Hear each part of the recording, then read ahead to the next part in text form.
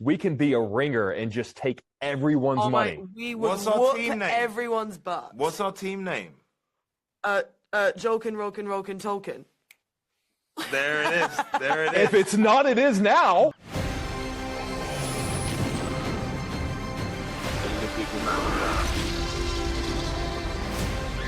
Where we're going, we don't need roads. Guys, good to see you. How are you feeling today? Hey, nice to see you too. I'm going to start out with a big question for you guys, if you don't mind. I want you to imagine you could sit in a movie theater and sit next to Tolkien and watch this movie. And when it's over, you lean over and go, all right, what'd you think about how I did this? What is the aspect of your performance of a line that you would just love to know what he thought about? I'd love to know if he thought that we got the interaction between Hera and Helm right, if we got that relationship right. Oh, what do you mean by that?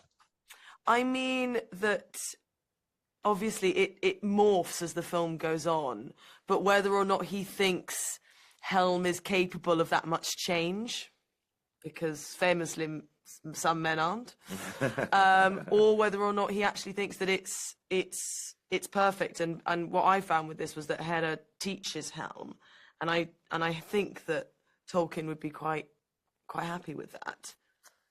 Yeah, I mean, Tolkien was a polyglot genius, wasn't he? Yeah. So my thing would be like, am I pronouncing all of these words that you have done correctly? Because it would be very upsetting to me if I got even the slightest R or vowel was too long or too short. Because I know he'd be a complete and utter stickler for that. Absolutely. He put a lot into those syllables.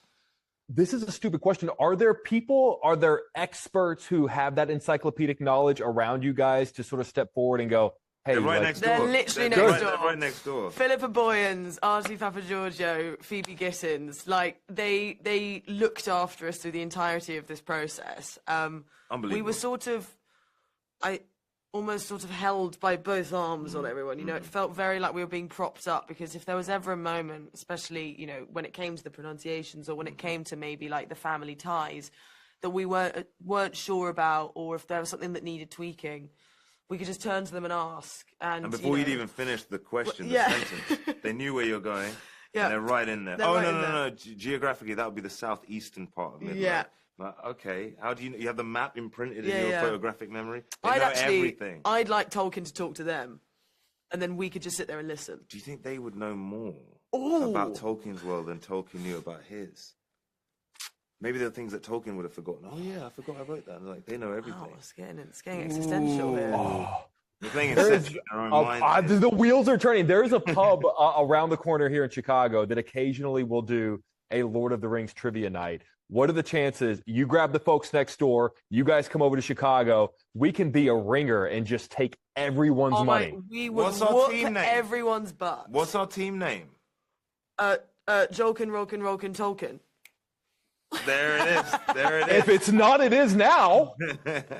Are you kidding me? That was amazing. Thank you. This is going well. A small child did that. You guys are not allowed to join any other reporters trivia team. I called dibs. I called dibs. You know, they're trying to pull me out of here. I honestly think one of the biggest misconceptions about vocal actors who giving vocal performances that I often try to fix with audiences is that actors roll into the recording booths in their pajamas. You say your lines into a microphone, and then you go about your day. And I know you guys are physical, and you're in there, and you're as physical in a recording booth oftentimes as you would be on a physical set. I'd love to know what is the most physical thing you did in a recording booth to be able to pull off the sounds that were needed for your character.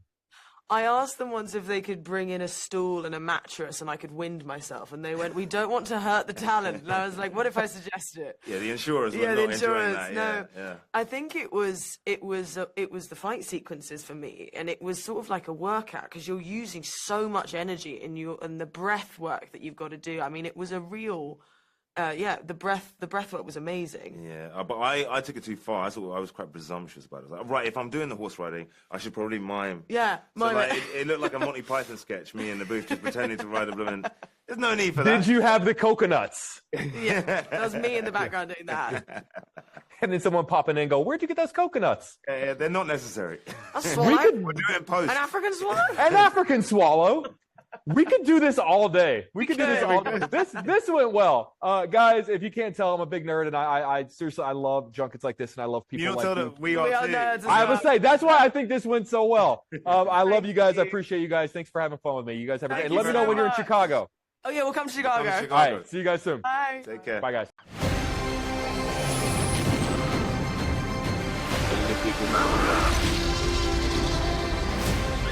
Where we're going, we don't need roads.